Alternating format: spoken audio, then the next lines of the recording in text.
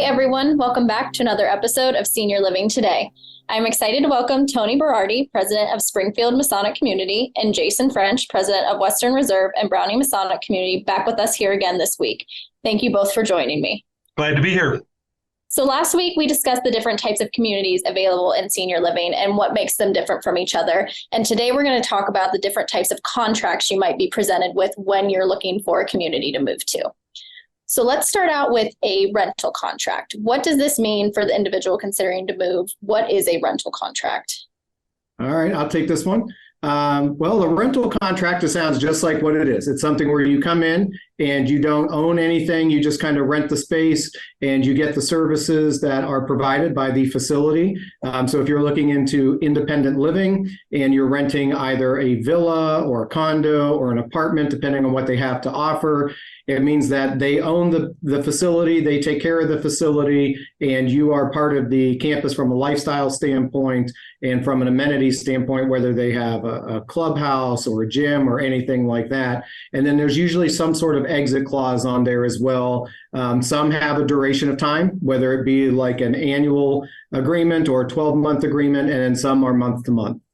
And the positives of these types of agreements are they're super flexible for the community member. It gives you access to the community and all those services without having to have any significant amount of investment up front, and just gives you complete flexibility inside of that from a financial commitment. It's really a very easy to understand agreement that is pretty simple, to be honest. This is probably the most familiar contract because it's kind of like renting an apartment, when you're in your 20s going to college. So people are more familiar with that concept. So another common type of contract in the senior living community industry is entrance fee models. So what is an entrance fee model and how does it work? Yeah, so an entrance fee model is a community or space that requires a large sum of money up front. Those can range in dollar amounts and also the amount of refundability. So, you could be talking about an entrance fee that might be, $20,000 to $30,000. You could be an entrance fee of $100,000. I've seen communities that have entrance fees that are $300,000, and all with differing levels of refundability along the way. There's positives and negatives for that. Obviously, when you turn in an entrance fee, while that money you're entitled to, when you move off of the campus or transition into another area, that's money is no longer there, yours as an asset sitting underneath you. It has been transferred to that, new entity. There's obviously a concern about its refundability. So if you are a 95% refundability and or a 50% or a declining balance, so the longer you stay at a community, the less the refundability is on that. So there's positives and negatives. It's different for everybody. The positives for it is that typically there's a decrease in your monthly service fee or rent based off of the entrance fee. So you typically have a little bit lower monthly cost than what you would have in maybe a rental fee model, but you still have the large upfront cost from an entrance fee that's part of that as well. Yeah, and I think this is probably one of the more complicated ones for people to understand because there is a lot of math behind it, and there's a lot of looking at like Jason talked about, the refundability. I've seen them everywhere from 100% refundable, 0% refundable, 10% off the top, 2% declining a month. So understanding how that concept works and then realizing what your expectation is for your rent. If you're moving in and you're younger and you anticipate being in that section of living for a longer amount of time, you want to make sure you keep in mind how much money of that you're not going to get back. And don't just look at that rent, because he's right. Your rent will usually be less, but that's because there's another portion of income that the facility is getting from taking it from your entrance fee. So you want to make sure you look at those and you really kind of think through how those programs are set up, because sometimes they're really structured more towards somebody who's going to stay in that independent living section longer than someone who's going to be in it shorter. So there are also communities that utilize what's known as a fee-for-service type contract. What types of services does this cover, and does the resident get to choose which services they pay for? How is this model set up? So fee for service, kind of is just that. So you have your base rent, let's call it, whether you're in independent living or assisted living. Fee for service is probably a little more hand in hand in assisted living than in independent living, but it could be done in independent living. So you have your base, your monthly rent or service fee that's there, and then your fee for service is the more that you have done for you or the more services you get, the more cost is associated with it. So you might not have a dining plan included in your dining program in your independent living, but every time you go to the dining room, you incur a charge. Housekeeping might only cover, once a month, but you want to have it 4 times a month. So your housekeeping becomes an additional charge that happens during the month. In the assisted living world, the fee for service is typically increasing as you use that service. So if the more medical supplies you use, the more hands-on assistance that happens, the more times a team member is interacting with you, there's a charge that can incur for that. So it really makes a big change from what you might think your monthly cost structure would be when you're in the fee-for-service model. It's not a bad model if you're paying attention to what you're doing and understand what those costs are for that. You can be pretty thrifty in that, especially if you're a minimalist and need, less support or less items from that community. But the charges at the end of the month will come on your next statement is typically how that works. So, it's not, I don't want to call it a risk, but you don't always know you don't have fixed cost when you're in a fee for service model.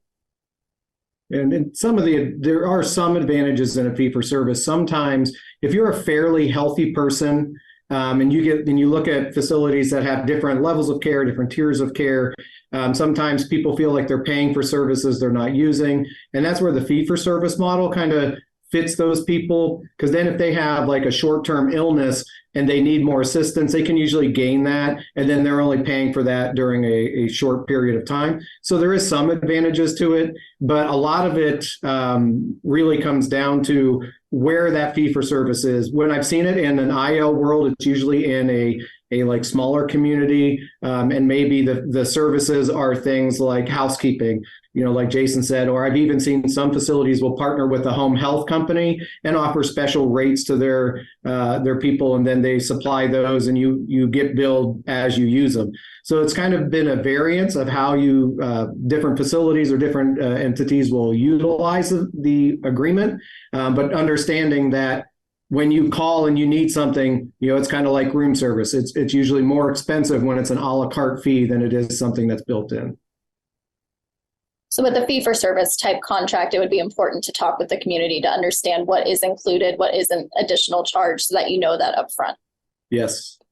So another type of contract that we see in the senior living space are equity contracts. I understand that this kind of entails purchasing an apartment or a villa up front. Is that correct? Can you talk a little bit about what an equity contract entails? Yeah, so an equity contract is exactly what you said. So it's somebody that you're actually buying into the community or to the facility, depending on what you're looking at. So a lot of the ownership of how you handle that asset falls on you as the consumer, where when you're doing more like a rental model in that, there's an easy out. I can, if I'm having a change of mind or a change in health, I give a notice and I can get out of my agreement, where in this, you own the property. There's actually, if I'm not mistaken, in most cases, an exchange of deed. You actually own something and then you have to worry about selling it. I do know that most places that use this, when I've seen them in an IO world, have a system that kind of helps feed that. They do inquiries and you don't have to involve realtors all the time and so on and so forth. But you do have some ownership in it. And usually with that comes what we'll consider an HOA fee, so a homeowners association fee, because there are amenities usually within that space. So if it's a 55 and older villa community, they may have a clubhouse or a pool. So you pay a monthly fee for cutting the grass, for having access to the gym, having access to the pool, and those kinds of things. But at the end of it, if you need more services and you can't stay in your unit, then it's up to you to dispose of that unit, just like you would selling a home, your original home.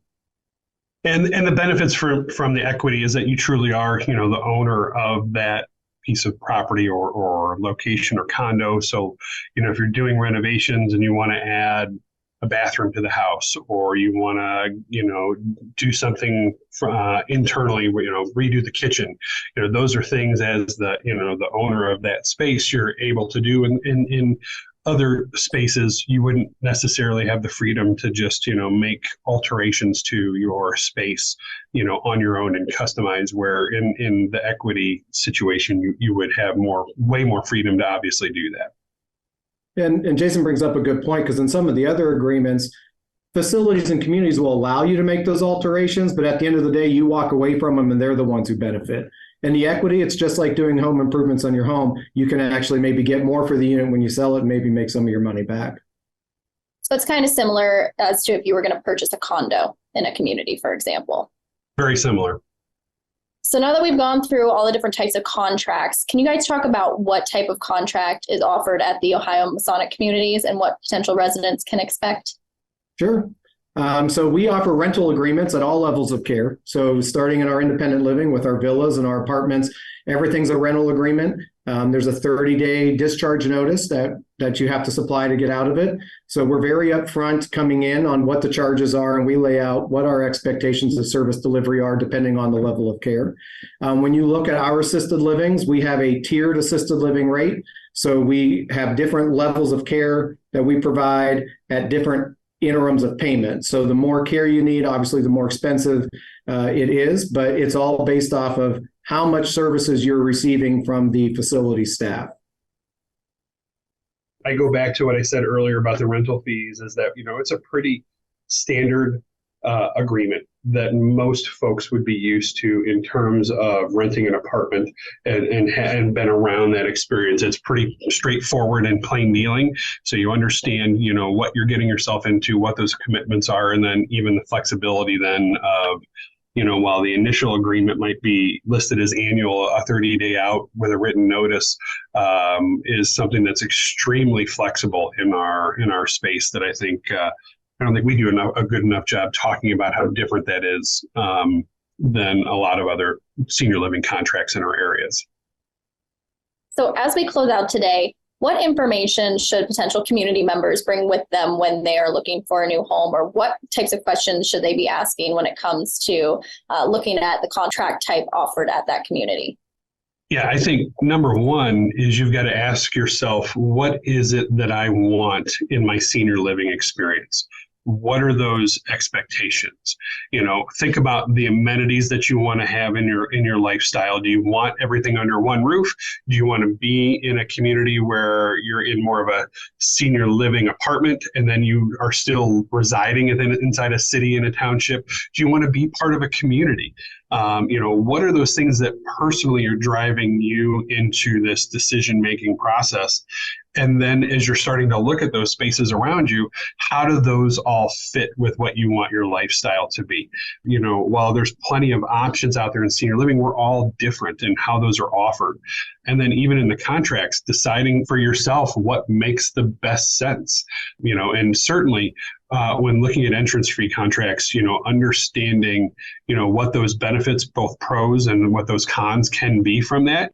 Maybe that fits really well with your lifestyle and your financial agreement, and where you can live within your monthly income and not have to worry about watching an asset get, taken down with a monthly service fee. So there's all sorts of options out there. I would think about, how is this going to impact me? How do I want to live, and where do I want to live? And what is that experience going to be while starting to make those, initial inquiries?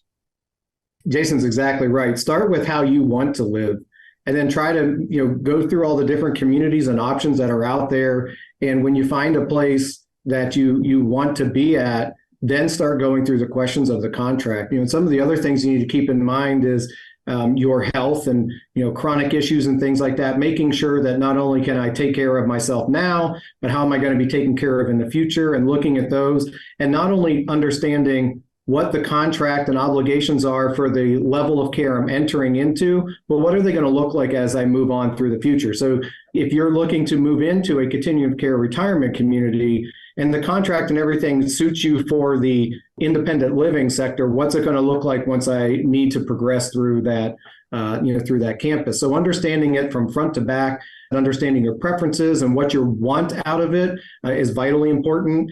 Too many people come to us with having no answers and having no research done, which is fine because that's what our people are. They're the professionals who know how to navigate those questions and help you find those questions and lead you to the questions you didn't even know you should be asking. And just understanding what your wants are important, but also being realistic about what your needs are. And you got to check both sides of that box when you're looking for somewhere to live the rest of your life. Well, thank you both again for joining me today and breaking down the different types of contracts available. As a reminder, for our last podcast episode of season 2, we'll be answering your questions. So if there is a topic that interests you or questions that you want us to answer, please email us at omhmarketing@omcoh.org by November 15th. Thank you all again for tuning in today. As always, be sure to like and subscribe to our podcast so you never miss a new episode, and we will be back again in 2 weeks.